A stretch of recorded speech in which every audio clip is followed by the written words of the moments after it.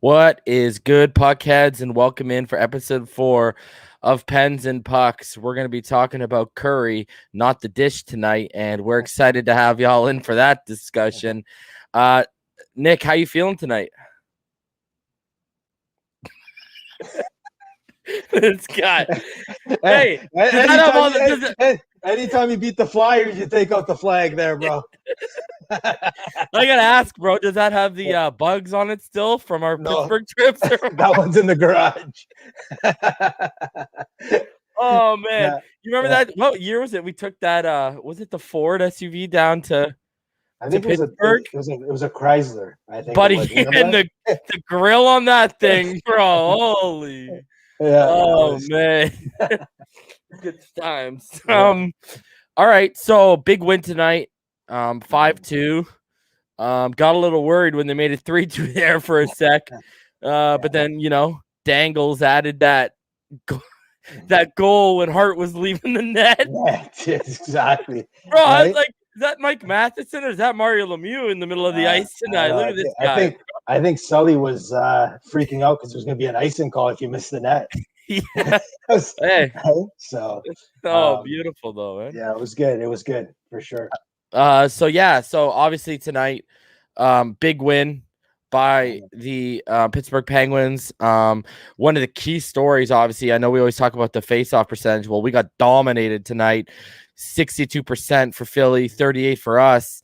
But one key thing, and we got dominated in the shot department, 42-27. Yeah. But hey, we converted on one of our 3 power plays. They had 5. They didn't convert anything. Right. I mean, pretty ugly. We had more. The giveaways were tied at 8. They beat us in the hit margin as well, only by 3, but still, they basically beat us in almost every statistical facet except the one that counts. What are your thoughts coming away from tonight's game? Because, we've stressed about when this team doesn't win in the circle to get possession, and when they don't win in the shot total, that's usually a recipe for disaster.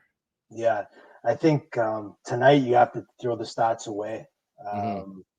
Because again, we've been talking about the Penguins winning faceoffs, getting 30-plus shots, and having a better advantage that way to get the W. But tonight, the stats are definitely not in our favor, but we were able to pull off a 5-2 win.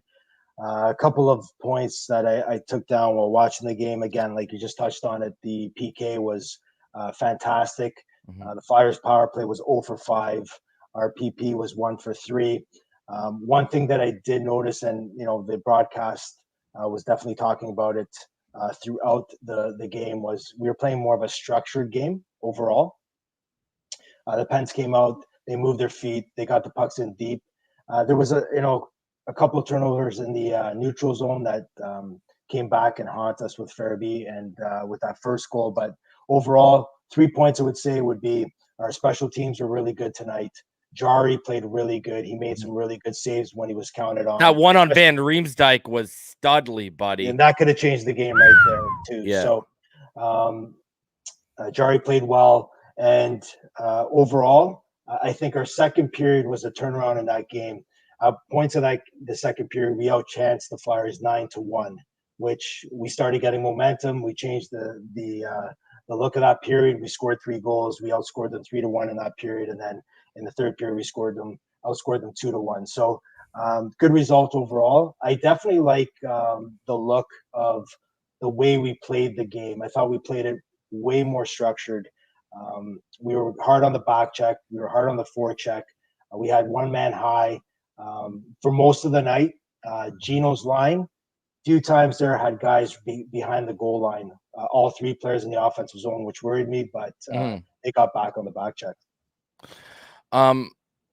You mentioned something there when you're talking about the Penguins. Okay, first of all, what I gotta point out to you, isn't it?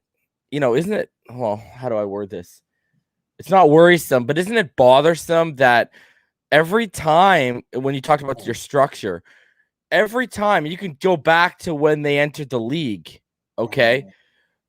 If Gino's out, we play a way more structured game. If Sid's out, all of a sudden we play a way more structured game. But when they're both together, they're trying to dance like fairies through the neutral zone, specifically Evgeny Malkin turning the puck over, like he's allergic to it. You know what I mean? So, like, this trend continues from their early 20s to now into their mid 30s. Mm-hmm. I got to ask you this, bro. I got to pose the question. Yeah. Is this just more? And I'm not specifically saying Sid. Is this just more of a reason where, this big three's got to be specifically the two top centers? One of them's got to go. I think what happens, Jordan, when both Crosby and Malkin are in the lineup, you look at the wingers they play with, and they try to force the pucks to either Sid or Gino, which that tends to cause – they're forcing pucks when they shouldn't, which causes turnovers, and teams come the other way. If you look at Jake's game tonight, he's not forcing that puck. He's being more creative on his own. If you look at Rust, he's playing more north-south than east-west. They don't force feed the puck to the superstars. And that's a big thing. I feel that, when both guys are in the lineup, and listen, we missed Sid for sure tonight, but what I would say is that when one guy's out, either Sid or Gino, they rally around the group. And I also think that they realize as a team, collectively, they have to play as a team. But when Sid and Gino are in the lineup, they look at those two guys to be game breakers and look at them to carry the team. Whereas when they have one guy out, it's got to be a team effort all the way. Yeah, but that's a bad mind state, and that's a bad habit, man. Well, maybe it's the leadership. And I don't want to call them out, but, I was having a discussion with somebody tonight about who the A was going to go to because Sid was out of the lineup, and they gave it to Rust. And, maybe it's a leadership thing. You have Sid as the captain, you have Gino with the A as well as Letang. Maybe somebody else needs to wear that assistant captain, because you have to simplify things. And Mike Sullivan's system tonight beat the Flyers, even though the stats throw them out, like I said at the beginning of the episode here. Yeah. Way more structured. They play the Sully's way today, on their toes, not their heels. Okay, but you're a coach. Yeah. As a coach, wouldn't that frustrate the hell out of you to see them buy into your structure, yet it takes one of your big guns to be out of the lineup? Oh, because automatically logic's going to kick in and say, "Wow, imagine if you bought into the structure when both guys were in the lineup." Right, and the power play looked different too as well. That would frustrate me for sure. Yeah, that's okay. That's what I wanted to bring up. You segued perfectly. Here's my issue. Look at this. I look like a jabroni with a crooked rim. Here's my issue. We saw what me and you have been screaming for years at work tonight. Yeah. Split Gino. We were saying this back when Kessel was there. There were way too many cooks in the kitchen on our first power play unit. And look, you got Gino being the center focus, and our power play looked pretty decent tonight. Isn't again, you're a coach. Buddy, I'm not here to coddle and worry about your feelings. If we see it, why isn't it clicking in with Sullivan, and why isn't he putting his foot down and say we got to split them up? I think with Sullivan, he wants to, but this definitely comes down to superstars and their egos, and fluffing the superstars, pouting superstars. On the Pittsburgh media yesterday, they were calling out Gino big time. They told one media person, name him, Mark Madden. There you go. Gino take his head out of his rectum and start playing, which was interesting to hear. But I think if you bump Gino to the second power play unit, he will pout, and that's something that Sully struggles with, because again, the day and age of a superstar, you have to call them. How old are we now? I get it. Do we really got to call his parents to have a sit down and talk with them to tell them it's going to be okay? Yeah, but again, this goes with Sid too, and I don't like calling out Sid as well, but there's not enough puck to go around on the power play. Everybody wants touches, and when you have Sid and Gino out there, they want to have puck touches. So does Chris Letang, and there's not enough puck out for them on the power play, bro. So Yeah, it is frustrating. Ego stifle, bro. That's all I got to say. Right. I get it for sure. But again, you saw Sully's press conference after the Islander game on Sunday night when they lost 2-0. He was steaming. They came out really, really no energy. They were playing back on their heels. But tonight they carried into a good game. It was nice to see fans in the building, about 2,800 people. It definitely made a difference, I guess, for the team. Kapanen said it felt like there was 20,000 people. Right, for sure. And you know what? Good for Kapanen. There's been a number of articles I've been reading. He's in the doghouse with Sully. Is he though? After the old slap fake tonight? Right. Yeah, I saw you do that move in Oakville one night. Yeah, it was fantastic with that lid that you had on, that Jofa lid. The Jofa, buddy, and the Fedorov skates to match, bro. Yeah, you got it. Hey, what do you know about that?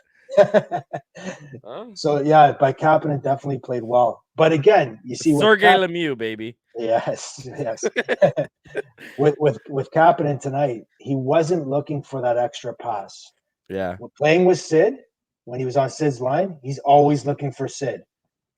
Takes you off your game. You're worried about getting those touches to Sid or Gino. Yeah. Here, he played with McCann and he played with Tanev. Whole different mindset. He can be, what a second. What do you call that? What do you call that second line? Look at that. Look at that. Like when that second line came on. Who are you going to call? Like when that second line came on, I thought this was NHL 21 and somebody was playing mind games with me for the second line. Right? Oh my God. Yeah. But give them credit. You sent me a text during the game when McCann almost the Zamboni doors with that breakaway. Bro, the dumpster fire, bro. What is that, bro? Yeah. Oh my God. The problem with players like that, they don't slow the game down and they just go full speed. He had time to slow the breakaway down, take his time. The same thing with Tanev. Those guys go right through the Zamboni doors on a breakaway, right? So they're on their way home. Yeah. Oh my God, you kill me with that, bro. Right through the Zamboni. Because you know what's crazy is, I was worried because that was the chance to put the game away. I was like, oh, here we go. Yeah. You know what I mean? Like I was like, oh, obviously leave it up to Jared McCann. Right. Got to throw his ass in the can. That's what we got to do, buddy. There was definitely some, urgency in the Penguins game tonight when it was 3-1 at points. You know how I feel about a 3-1 lead. It's worst lead in hockey, bud. Yeah, 2-0 and 3-1 are worst leads in hockey. When it was 4-2, I settled down. I said, you know what, we got a little bit of a gap here. Yeah. Even if we give up one more, we should win this. So. And it was nice to see the Penguins get 4 goals tonight. That fifth, again, that was a gimme, but nice job by Matheson. Gimme? Yeah. Don't discredit that boy, Mikey Dangles, buddy, okay? All right? Yeah. That guy had that. I don't know what shop he stopped at on the way to the rink to pick up the hands tonight, but good for him, bro. He found it. Honestly, if you look at Matheson and CeCe's game tonight, very, very good. Solid. Yeah. And you know what? What'd you think of Mark Friedman tonight? Oh, he's better than Elliott.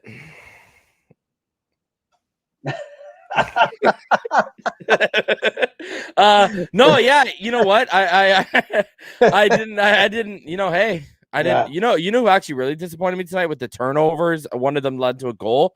Yeah, Bluger just didn't. Bang on. Yeah, he lost his boy Tanev and. Everything fell apart for his life tonight, Yeah. Again, what I feel what happens to a lot of players that come onto the Penguins, either from Wilkes-Barre or from other teams during free agency and trades, they get into that mindset of let me be a little bit more fancy. Because the Penguins have that reputation of being that offensive juggernaut that has all this skill. Bottom line is you got to stay within your lane. You got to understand what type of hockey player you are. Play to your strengths, and you'll do a good job. He was doing some blind passes in the offensive zone. They came the other way. He was the cause of that first goal, the Farabee goal. He turned the puck over in the neutral zone. They came back the other way. They scored. He didn't have a good game tonight. Yeah. And hey, Tanev, and I guess to McCann's credit, as well as Kapanen, they all finished +3 tonight. Yeah. Friedman finished a +2. Cece finished a +2. The scary thing is Matheson scored on an even strength goal, and he still finished -1. So, yeah, it was a pretty good performance all around. Again, it's one of those ones where you can't look at the stat sheet. You got to actually watch the game for the context of how everything went down. Yeah. What did you think about Curry and Angelo tonight? I thought Curry played well. He moved his feet. I've been wanting to see him get into the lineup the last few games. I still would like to see Angelo get a little bit more physical on the forecheck, use his body more. He tends to let up once he gets into that corner, but with such a big body, he can definitely deliver a bruising check, but he hasn't. And then if you realize the power play, the second unit tonight, I'm not sure what the thought process is, but it seems that every time they put a new person into the lineup, that person ends up on – he gets a shot, right? Yeah. And the second PK was Curry, I believe it was McCann, and Angelo. And again, that is a suspect. That could be an AHL, power play unit. And Angelo has to understand the reason why he's out there. He's got to put his ass in front of the goalie and screen the goalie and just deflect shots and just stay there. Be a good boy. But if you notice what he's doing on the power play, he's actually on the side of the net, not in front of the goalie, and the goalie's seeing the shot coming from the point.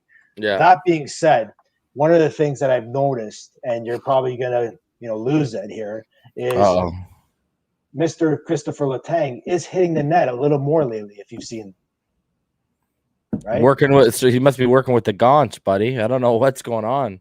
Yeah. So he must have had cataracts for like 12 years and decided he got them fixed, and now he can hit the net, bro. That, or he sees Berkey up in the rafters. He's shaking. He's shaking. He's got to hit the net. Yeah. He's got to hit the net. Hey, at least the shaking's helping him hit the net, bro. Right. I gotta say though, I wrote it down in my notes. Yeah. We came close a couple times in a row with that one-timer to the left side of Jari. Couturier had it a few times and couldn't get enough on it, it could have been a totally different game, man. Like, we kind of lucked out with Couturier, man. Yeah, I gotta say, because they were leaving him in no man's land. It was just him and a bunch of white ice, buddy. And we almost paid not once but like twice on the same shift. Yeah, I didn't like that. You know what I mean? There was a couple of times we got hemmed in our own zone, and they did have some offensive attack where our D sort of lost their positioning, lost their man. But puck jumped on Couturier, and we were lucky, and it didn't end up in the back of the net. But what did you think of Gino's performance tonight? It was all right. Yeah. I mean, are we really going to write home about it? No, I the thing that I noticed about Gino, he doesn't look strong. He made a couple nice moves hard to the net, but once he got to the net, it wasn't Gino like where he had that extra effort and he put that puck upstairs. There was one play where he came down the left side of the boards, cut in, got to the center, and he just didn't have enough muscle to beat the last guy and take the shot upstairs. He sort of just whiffed on it. I'm not sure if it's a strength thing, if it's a fitness thing. I was going to say, see what happens when you can't find a gym in Russia, bro? Right. And that, again, on Madden's show today, Stavron was on, Stan Stavron. Yeah. He mentioned Gino makes $9.5 million. Why he would build a gym? Yeah, the state-of-the-art gym in Russia, right? So again, I can't. We can't use that as an excuse anymore. Let's be honest. Yeah. I know. Do you follow The Rock at all? Not really. No. Okay. Well, The Rock, he sets up a gym wherever he literally has a mobile gym wherever he goes. Mm-hmm. You're telling me this guy can't set up a gym? Right. Yeah. Well, he's setting up Butka somewhere. But anyways, we're 21 games in. That fitness level should be up there because, again, if he's not hitting the gym after practices or whatnot, I know they're not practicing as much. The practices are not as long with this condensed schedule, but I think that his cardio should be up to speed now. We're 21 games in. This was a huge game for Pittsburgh. It was their 5th regular season win in regulation,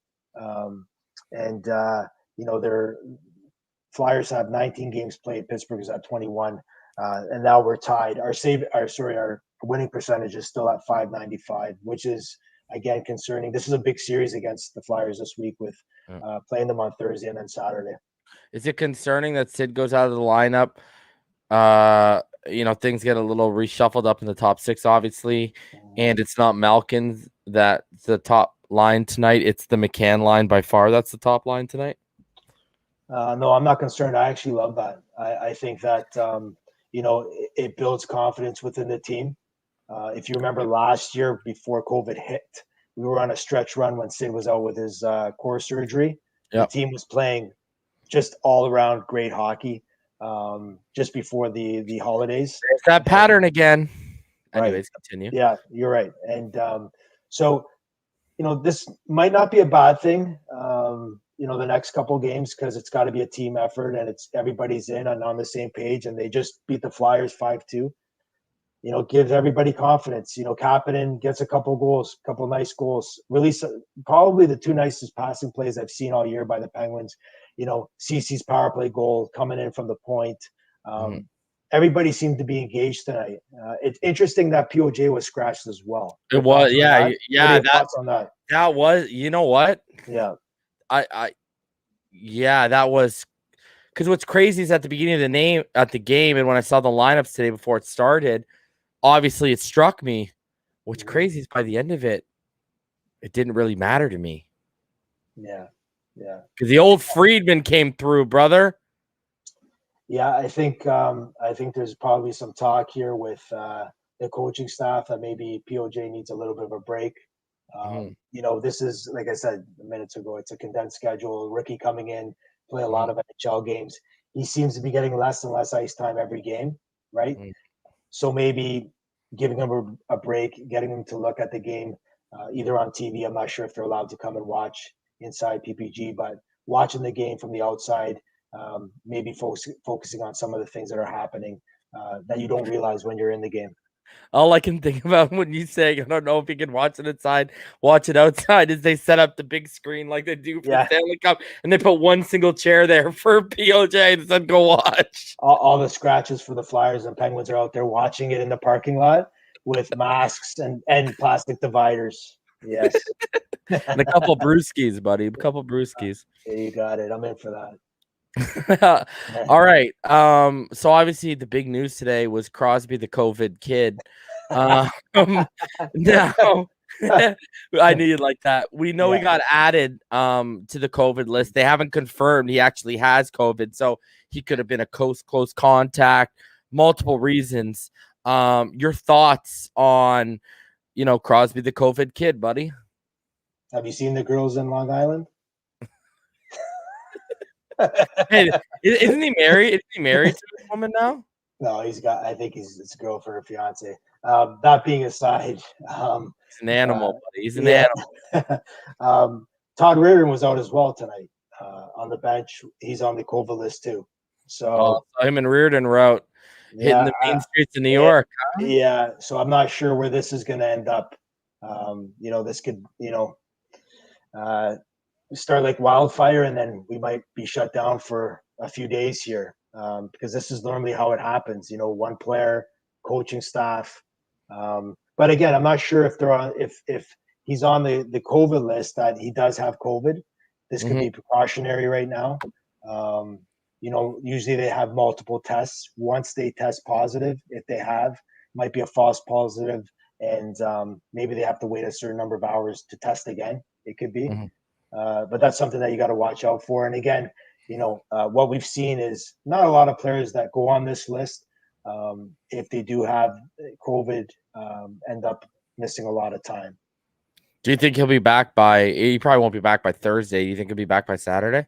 No, I don't see him coming back until next week. We got 3 big games on tap too. Obviously he'll come back for the Sabres, the jabroni team.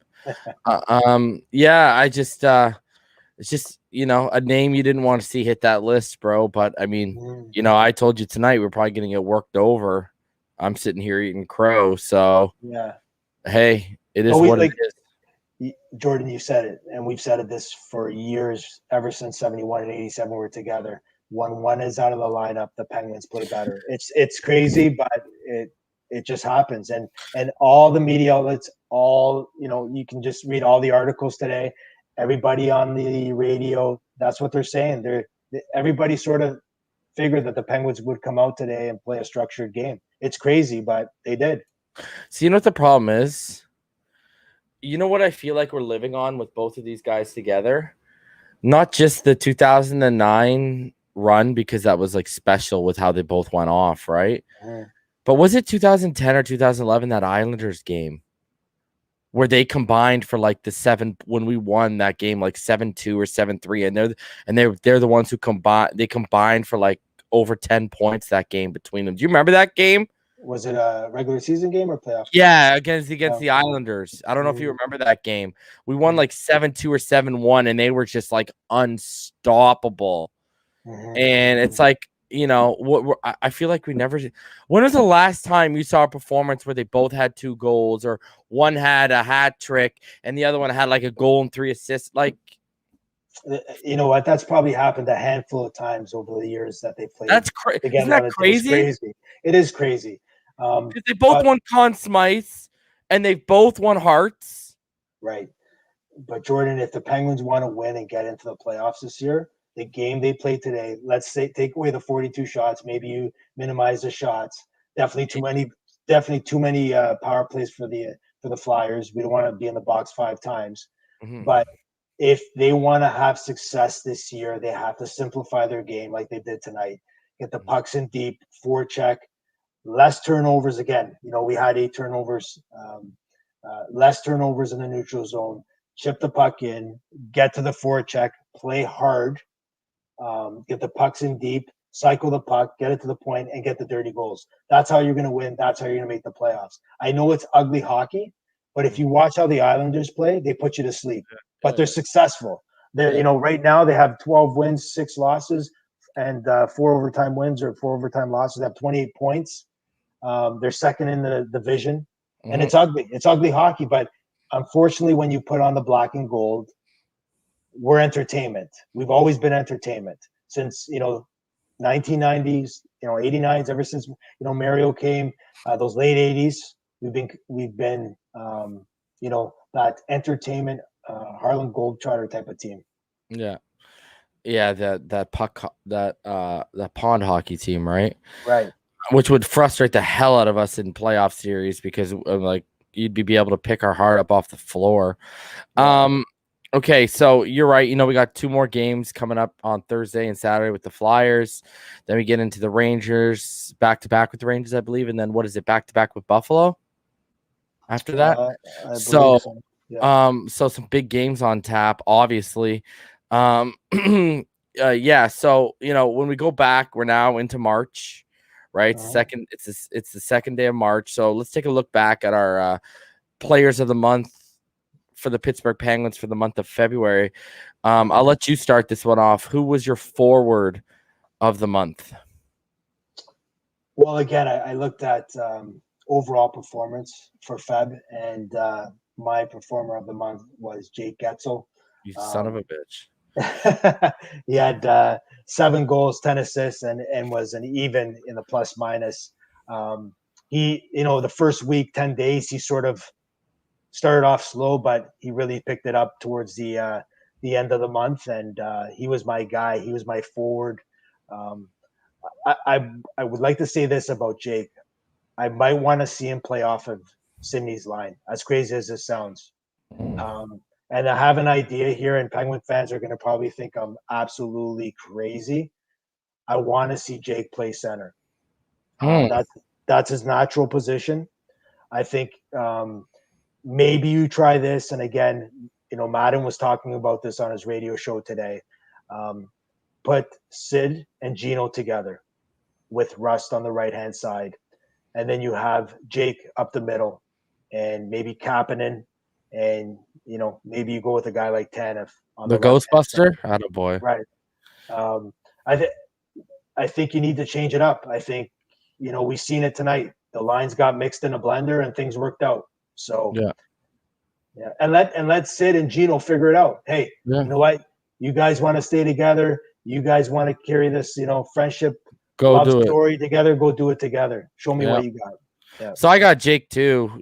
4 goals, 7 assists, 11 points, +8 over the month of +6 over the month of February, over 11 games played. When you go, he averaged an even 1 point per game played. 4 even strength goals. He had 2 power play points, and he had a game-winning goal as well. I got Jake as the number 1 guy too, and that's not just because I own his authentic jersey. I love Jake and Bake, man. I think that kid is so special, man. Since he broke in the league, I've loved that kid. So, and I know you do too. What's crazy is on a team with Sidney Crosby, Hornqvist was here, all these guys who were here. We could make the argument that since he's entered the league, he might be the most consistent Pittsburgh Penguin. You're right. He definitely he was our best forward last year before he got hurt. Yep. And he was lighting it up, and he was lighting it up before he got hurt too. Right. And he was consistent. He's a consistent playoff performer as well. I was gonna say, he scores big goals in the playoffs too. Yeah. You know what, man? I love that kid, and you know what? I know they talk about the big 3. But I mean, we got a big 4 because Jake to me is untouchable. He would be on my short list of guys. I ain't trading, man. Well, I think right now you have to take Malkin off the big 3, and you have to say it's Sid, Jake, and then if you're going to say on defense, you're going to say Chris Letang, right? I know, but right now there's nobody that can I agree. I agree. The number 1 ice time of Chris, and it ain't going to be Dumo when he comes back, So yeah. So who do you have for defenseman? You just set me up, eh?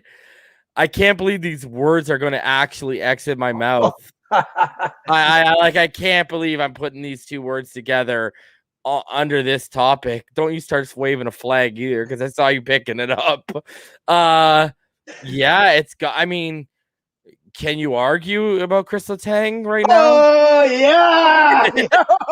I mean, yes, there, Jordan. This guy. Wow. Holy defibrillator, man. Bro, did you just say that? I don't know, man. I paused. I paused because I was expecting a brain aneurysm to hit me right after I said it. Shit. I mean, again, literally just like Jake, 4 goals, 7 assists, 11 points. Although he's a +1, which, when you put up 11 points and, only 4 of those are on the power play. So 7, that means you're on the ice for 6 goals against, basically at even strength. Not too loving about that. But, 3 even strength goals. I mean, what could 2 game-winning goals in the month of February? I mean, he scored 1 more goal than Sid. Yeah. And 1 more than Evgeny. Only Brian Rust and I believe Jake Gensel had as many goals as him. And correct me if I'm wrong, didn't both 2-goal games come in February? Yeah, they did. Yeah. I mean, have we ever, first of all, when he had his first 2-goal game, me and you asked, have we ever seen this before? And then he goes ahead and doubles up on us. He averaged 1.1 points per game because, I mean, he only played 10 games, right? Then you look at the ice time, he averaged, 23 minutes and 57 seconds. So basically 24 minutes of ice time. I have to give it to Tanger, even though, hey, I look at it as you're just up in the trade value, bud. So I mean, you got to give it to Letang unless you're going to reach on some, you're going to reach on, what are we going to go? Mike Matheson, so you're about to go off the script right now with someone because you just want to be that guy. So no, Letang for sure. Go ahead and tell me why Cody Ceci is your pick, bro. Go ahead. It is Cody Ceci. Oh, it is. I knew it, bro. See? First of all, Bobby Ceci is looking really good this year. Okay, Bobby Ceci. Okay. Cody Orr. Did you see that dangle? He pinched. He got in there. He put it under the pad of heart tonight. Yeah. No, joking aside, he did. That drive to the net, that was a good drive. I don't really care about his offensive numbers. No, that's all he's there for. Yeah. I just like the way he's playing defensively. Like I said the last show, when I'm coaching my D, if I don't notice you, you're doing a good job. And those first couple of games with CC in the beginning of the year, we noticed him. He was definitely out of his element. I really think it took him time to understand Sully's system, and I really like the way he's playing. He's trending well, and so the D that I would have picked for February would have been Letang, CC, and POJ for the beginning of the month. He sort of slid off the rails a little bit here towards the end, but both Letang and CC for sure. Mm-hmm. All right, so let's go here. Let's get your thoughts on who was your goalie of the month, because Jari over the last 8 games, he's allowed 18 goals because it was 17/7 or whatever it's coming in tonight. So where are you at with the goalie? Yeah, so again, it's got to go to Jari. He's the last, like you said, the last little while here, last 10 to 15 days, he's played on his game. At times, he is looking big. He's seeing the puck well. A little bit of rebound control is still something he has to work on. If you saw today a couple of times, game, those rebounds were popping right in the middle of the slot or popping to the side there for an easy one-timer. Isn't that how the second goal went in on him? He kicked the second one he Which blocked. One did he dove for? Which one did he dive for? Yeah, it was the first the second one, right? Was it the first or the second one that he dove for and put himself totally out of position? Right. The first one he dove, and then the second one he blockered it instead of catching it. Yeah, and he kicked it out into the slot, didn't he? Right. Yeah, he kicked it out. Yeah. And then not like literally kicked it, but he blocked it out into the slot, and then bam, it came back. Yeah. So like tonight, he had a .952 save percentage. He's definitely trending the right way. He's looking more like Jari of last year, which is a positive. I think if he continues to play like this, we don't have to worry about the goaltending situation. And we definitely look at, maybe beefing up that fourth line like we talked about. Yeah, I mean, can we really argue? Can I argue you? 8 games started, 5 wins, 3 losses, whereas Casey DeSmith, 3 games started, 1 and 2. They both had a .915 save percentage over the month of February. The goals against Jari for the month of February, 2.62, Casey DeSmith, 2.32. And here's another thing. Tristan Jari had 2 assists over the month of February. Right. Hey, Jari, the point getter, buddy. He's almost catching Lafreniere for points for rookie rates. Right? So. Yeah, really, eh? So, I mean, you can't really argue, especially like the back end of the month. He's been pretty stellar. You know what I mean? So, you know what's funny, though, about all this, though? We talk about Letang, we talk about Jari, we talk about Gino sort of picking up his game. A couple other players are playing well. And I think the big reason is the change of the regime. The players are on notice. They have to perform. Like they came in, the only untouchable player is Sid. Yeah. And Jake. And Jake, if players want to play in Pittsburgh, they got to perform because Hextall's up there and Berkey's up there, and they're watching. And I think something will go down within the next 10 to 15 days here. Something as in a trade? Yeah. Look at you. Bold as A1 sauce. I love it. Okay, so let's get into quickly. Let's get our thoughts on good old unemployed GM JR. Yeah. I'll play this audio here from Andy Strickland's podcast. Cam and Strick, I believe it's called, right? Let's hear what he has to say here. I will share it and we'll listen in, and then we'll get right into your thoughts, Nick, on what JR had to say. So let's get into that one right now. The rumor is that you wanted to trade Chris Letang. Is this a bad report? Is that a good rumor, a bad rumor, and that the organization wouldn't let you do it? Is that accurate? Nope, not accurate. As a matter of fact, I've said publicly a few times, because you get to a point in the player's career, should you trade them and get something younger for them or not?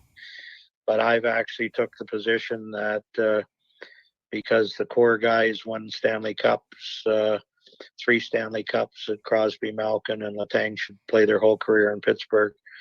And I wish I could say the same thing about Fleury, but we got squeezed on the cap at an earlier time. But those 4 guys should have played their whole career in Pittsburgh. But there's 3 of them still there. That's how I felt then. That's how I feel now. The rumor is. So, are you buying or selling on that one, buddy? I'm selling. I think it's a bunch of bullshit, to be honest with you. Yep. I think, we reported on Saturday that Jim Rutherford wants to come back to the NHL, wants to get a job either as a GM or president of a team. Why leave the team? Why resign 10 games into the year? It just doesn't make sense. And now he wants to come back. Now he's going back and saying that he never wanted to split up the core. If everybody remembers, Penn Nation out there, all the Penguins fans, at the end of last year when they got knocked out by Montreal, Jim Rutherford made a threat that he was going to split up the core. Okay? He was going to review the core, and if he thought that the core had to be split up, he would. This is Jim's way of saving space. Yeah, and putting the players on notice in the summer and hoping that they would turn around and come into camp and be ready to play and all that stuff. And now, he resigned, and now he's saying that he never wanted to trade them. I don't believe him. I think a trade was on the table. Why would he leave the organization? It just I just don't understand that. We have a comment here. Rutherford is a snake. So yeah, I would agree with you, Nicholas, on that. I think that. I think Rutherford is playing games here with the Penguin Nation, and I think that he's just trying to hide behind what reality was. And I know that the Penguins treated him well over his tenure here. He brought 2 cups, whatnot, but why not come out and say it? But this is the Penguins. This is, it's always got to be nice. Nobody wants to call each other out. And, that's why I want Berkey to, start a little bit of a dumpster fire and you know what? Create a different type of culture here in Pittsburgh. Maybe he's going senile and he forgot that he tried to trade one of them. Could be. Hey, yeah. Because, there was a ton of smoke around out of the big 3, specifically Letang, regarding it. You know what I mean? Like, leaks came out about conflict going on, whereas he wanted to trade Letang and they basically kiboshed it at the top, Lemieux and company.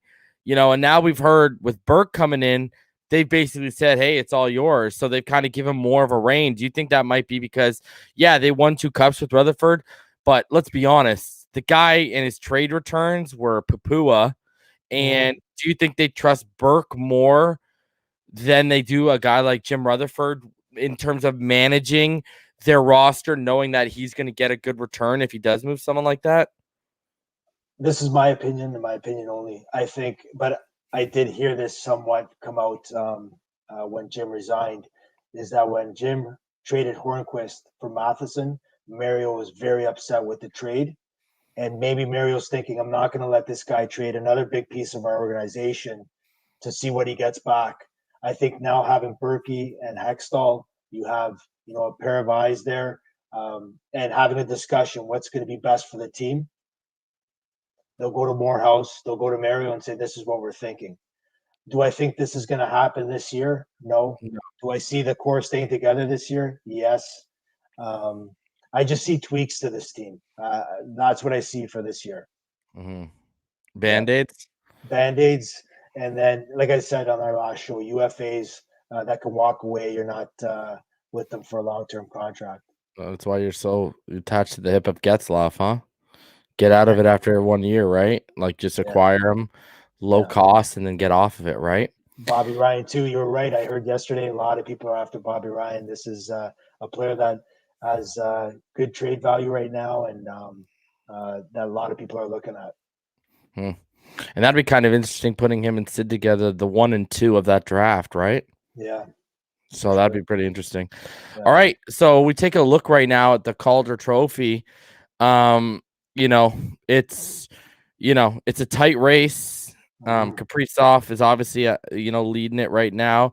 Stutzel's right there. And Norris as well. Ottawa got a lot of good young youth going on. Yeah. And P.S. Suter's right there. How are you seeing this Calder Trophy race pulling off? Do you think Kaprizov is going to pull away here? I really do. I think Kaprizov is definitely the player that I've watched him his last 3 or 4 games. Just spectacular hockey player. He has amazing edges. He works really well down low, strong on the puck, good vision. He is a really, really primetime hockey player. But if you look at Stützle as well, Stützle has played 21 games. He has 5 goals, 9 assists, 14 points. Unfortunately, he plays on a rebuild team, so he's minus 13. Whereas, Kaprizov is a +8. Minnesota is trending better than, of course, Ottawa right now. But then you have Josh North, like you mentioned. He was in Belleville last year with Batherson. 2 really, really studs that, again, Ottawa has a bright future. They're both really good hockey players. If you could, that's one of the things that, if you're looking to, maybe pluck a player or 2 or whatnot, if you could get youth like that on the Penguins some way, somehow, even with, if we're not making the playoffs or we're borderline and you can trade a heavier contract for a young player and worry about next year, that's what I would do. But then you have Suter as well. Really good goal scorer. He plays center. He gets some time on the wing with Patrick Kane or, centering Patrick Kane. He's been a really pleasant surprise for the Hawks. Really good goal scorer. And then the guy that really is impressing me too, and he's 5th in points right now, is Ty Smith of the New Jersey Devils. He's a defenseman, and he's putting up some decent him the numbers. Captain, buddy. Yeah. You're really on that, man. This is going to be like you need to go to New Jersey and just heckle the crap out of Hersher. Hey, Nico, you suck. Right? You and what's his name on Seinfeld? They're the Devils fan, right? Just go and tag on with that guy, right? Yeah. Right? David Putty, right? So David Putty, go stop when he gets all painted up. And remember, he stopped the priest. Yeah. But Ty Smith has 11 points, and you know what? He's a +6 on New Jersey, which has a below 500 record. That's pretty impressive for a young defenseman. Yeah, because Stützle's like a -13 right now in Ottawa, right? Yeah. I honestly see not many guys in the top 10 that are actually. There's only 4 guys in the top 10 that are on the plus side. Right. Yeah, and you're talking about a D-man, and you know how hard it is to come to the NHL and play regular minutes and being on the plus side with a team that's under 500.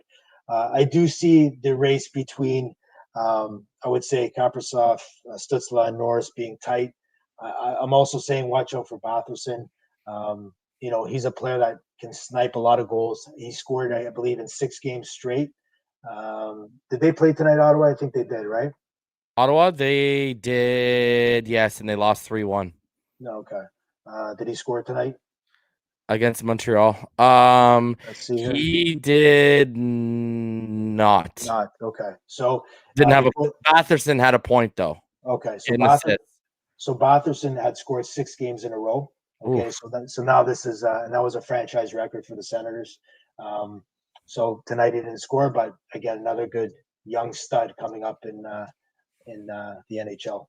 Man, they're loaded, eh? Yeah, they are loaded. I would say it's going to be a race between Stützle and Kaprizov. I think that's where you're going to see this end up, and it'll be a nice race to the end. Yeah, and hey, so if you had to put money on, you think it's going to be Kaprizov? I do think, because I think that again, he's got some more veterans he's playing with. Minnesota's playing well. I think it's his year, and I believe he's older than Stützle as well, right? So let's get the age on him. Who are you asking about? Well, who? Kaprizov. Oh, He is. Why you always got to throw me the curveballs, bud? He is 23. Yeah. So again, you're talking about an 18-year-old coming into the NHL and a 23-year-old. Yeah. A lot of difference in terms of strength. And let's get back to one player that I sort of chirped about. Where is he? Where's Lafreniere? Yeah, I gotta look down. Okay.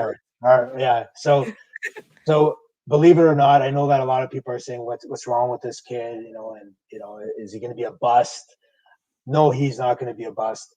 One of the things you have to look at is birth dates with hockey players and when they come into the league as rookies.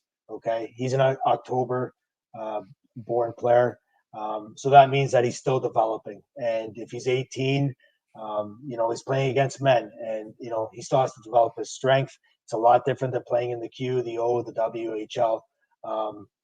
That's why he was such a presence the last year in the World Juniors, previous to this one.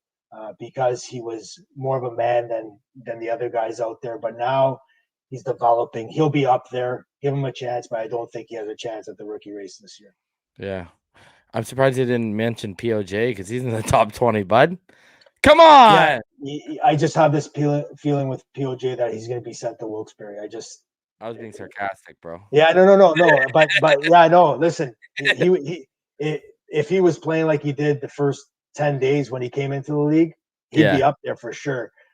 But Sully's starting to do his his rookie magic, and all of a sudden, Hextall drafted Friedman. Okay, that's his boy, and that's why he picked him up from the Flyers. So you knew he was going to be in the lineup eventually. Yeah. All right, we take a look around the NHL tonight. The Islanders, they win again, and the Devils continue to suck since Nico's been named the captain. The Red Wings, speaking of good old Bobby, they lose 4-1. The Hurricanes get it done once again, winning 4-2 over Nashville. Montreal tops the lowly Ottawa Senators. Thank God Murray's not here. The Rangers squeaking out over the lowly bottom-feeding Sabres. The Jets beat the Canucks 5-2, and the Lightning shut out the Stars 2-0. As we take a look around the NHL, first of all, I'll talk about some of those games tonight, and then I want to follow up as we look around the NHL with a question. So I'll let you take a look at the landscape of how the NHL went after tonight, and then I want to get into something quickly. Okay. 2 things, actually. Okay. Yep. Awesome. Yeah. So in terms of looking at the games tonight, if you start with Tampa and Dallas, Tampa winning 2-0, I think there's some concern in Dallas right now. I know they had the COVID issue. They played only 16 games, but they're only at 500. Okay, they went to the Stanley Cup final last year. Okay, I think they're starting to get a little worried there in Dallas with what's happening there. Can Khudobin hold the load for them? Again, the ugly Islanders win 2-1 in New Jersey. They continue to get points. That's a bad thing for Penguin fans. They're 12-6-4, 28 points. They have 1 game more played than we do, and they're right now 3 points ahead, and they're tied actually with Washington. Washington has the game in hand. So, but the Islanders continue to win ugly. And again, looking at their defense, they're not allowing a lot of goals per game. So that's a team you got to watch out for.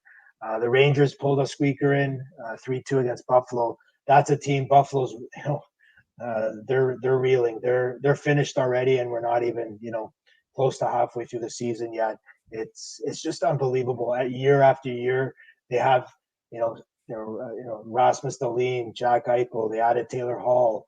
Sam Reinhart, Allmark's hurt, which is concerning for Buffalo, but they have a 375 winning percentage. They're 6-11-3, bottom of the barrel. They bring in a new GM, Kevin Adams. They have Kruger as the coach. Are you talking about another firing? Because that's what I think's down the road here with Buffalo. And just some inside information in regards to Buffalo. Prior to DJ Smith going to Ottawa, he was a coaching candidate in Buffalo, and they decided to go with Ralph Kruger instead of DJ Smith. And I think they made a big mistake because DJ Smith is a great coach for younger players. He's really structured. He worked with Mike Babcock, and Buffalo missed out on him. In terms of Columbus Blue Jackets, a lot of noise out of the Jacket family there with the GM coming out today saying that Torts' job is safe for now. They believe that Torts is going to get him out of that mess. They beat the deadly, Red Wings tonight, 4-1. Montreal, I believe that's Deschamps' first win as head coach for Montreal, so good for him. And then we have Carolina beating Nashville, lonely Nashville. That's a team, Jordan, we talked about, in terms of trades, you want to pluck them. Winnipeg bounced back with a 5-2 win against Vancouver after being beat last night by the Canucks. So around the league, definitely for the Penguin fans, my concern would be the Islanders are starting to gain some momentum, and that was one of the teams I had figured that we'd have to beat out to make the playoffs. All right, so let's get into a few things I want to talk about with you. Yeah. When we look around the NHL, number one, your thoughts on the Toronto Maple Leafs and how they've been able to perform without Austin Matthews.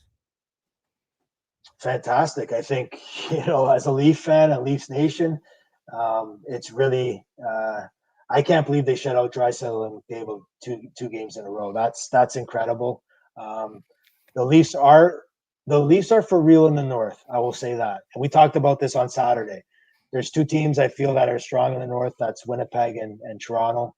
Right now, the way they're playing, Marner, again, nobody talks about him being in the Hart race, but he keeps on plugging away. Did. Yeah, he keeps on plugging away. And I've said this all along. Marner is an all-around player. He can pass. He can score. Love that kid. Love him. He blocks shots. I like him more than I like Matthews. So, and the stats played a factor too in that. I think I said this when Marner came into the league. I think he's an all-around better player than Austin. Austin is a pure goal got scorer. The hands, right? The soft hands. He's got the snipe, right? And he's got that big body presence. But Marner can do everything. Yeah. All right, my second topic. Did you see what happened with Jamie Benn today? I did not. Okay, so Candace Owens,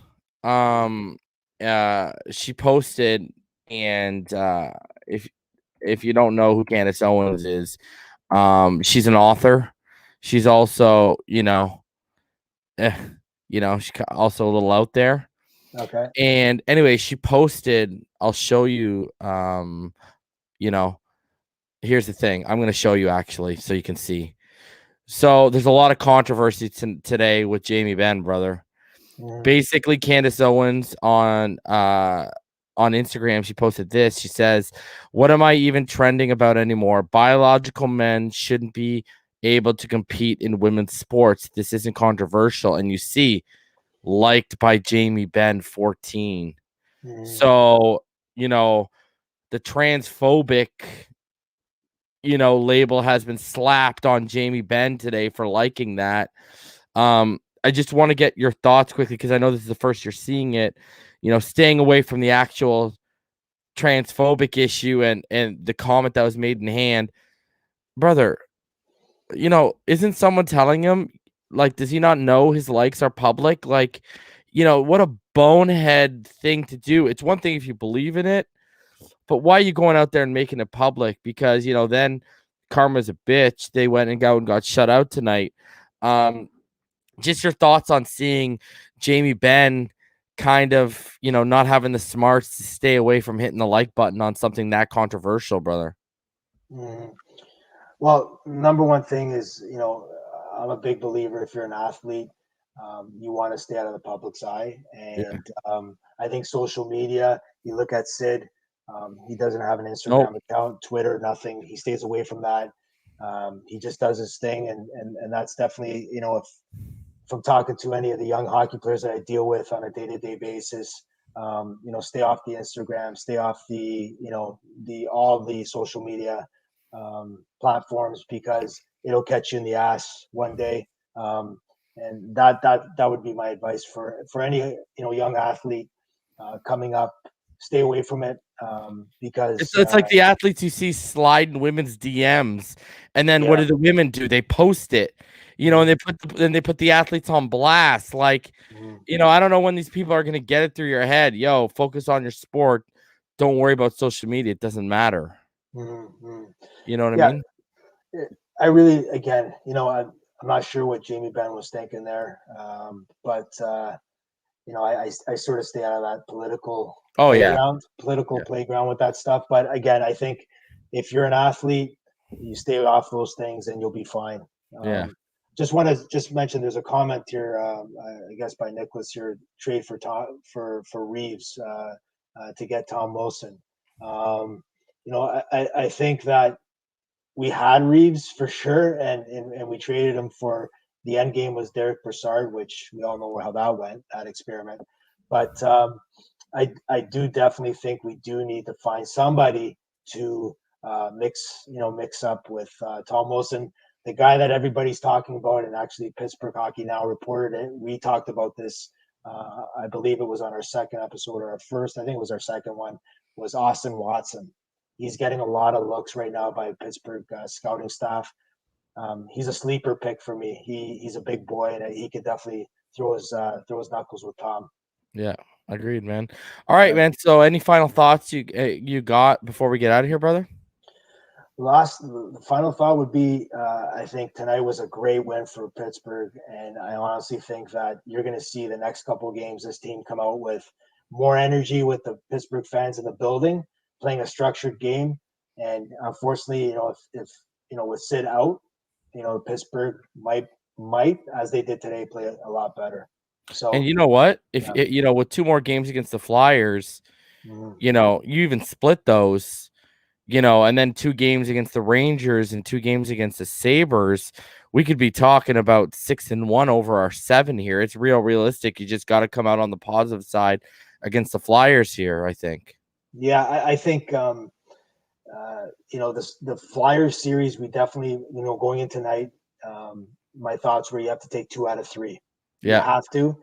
And then you have to look at the Rangers and Buffalo, and you have to sweep those series to stay in this race. If you go 1-2 against the Flyers, that's not a good thing. We need to go 2-1, and then we have to sweep the Rangers and the Sabres. The last thing that just came over the wire here is that the Montreal Canadiens have just, I guess, fired their goaltending coach, Stefan Waite. They're cleaning house, eh? Yeah. So that just came over the waiver wire now. So Montreal, I guess, is looking at options. Before we go, definitely the Leafs. They're winning without Anderson, and that tells me a lot. And Matthews, and Matthews. So the Leafs are definitely the beast right now. And with Edmonton, I would go after Carey Price right now. I think he might be able to be packaged for something. That's just my opinion. That's a good. Ooh, I like that. And I wanted to ask you one thing before we get out of here. Yep. Because we actually haven't covered this really. How do you feel about all these 3 games back to back, then 2 games back to all these back to back with teams? I'm enjoying it because I think it's like mini playoff hockey, right? Right, and it goes back to the way baseball does things. And you're a baseball guy, Jordan. You have to win a series when you're talking baseball. When the Jays play or whoever plays, you got to look at that 3-game series. Okay, I got to take 2 out of 3. And this is the way I'm enjoying this, because when you're going into the series, especially like this week, it's like a mini playoff series. Yeah. Right now. So I believe our record right now against the Flyers is we lost the first 2, and then tonight. So how many games have we played against the Flyers? I think it's 3. Is it correct? 3 games against the Flyers. What, so far? Yeah, so far. I think so. Yeah. Let's just double check that there. So we have Philly. Let's see. So we played them the first 2 games. We haven't seen them since, and we didn't play them in February. So yeah, so we're 1-2 so far against them. If we can take the next 2 games, we'll be 3-2, and we sort of win that series out of 5 games. So that's a good thing. And our home record after tonight isn't it 8-0-1? Yeah. So impressive. So it's 8-1. 8-1. The Caps beat us in regulation. Okay, yeah. So yeah, I mean, guys, we will be back. We'll let you know when we'll be back. You can follow us right below. You see it on Instagram, Pens and Pucks, and then on Twitter, Pens and Pucks. Before we go live, I always announce it on Twitter, so make sure you're following us. And yeah, another enjoyable time with you, Nick. So, guys, until next time, we will see you right back here, you puckheads.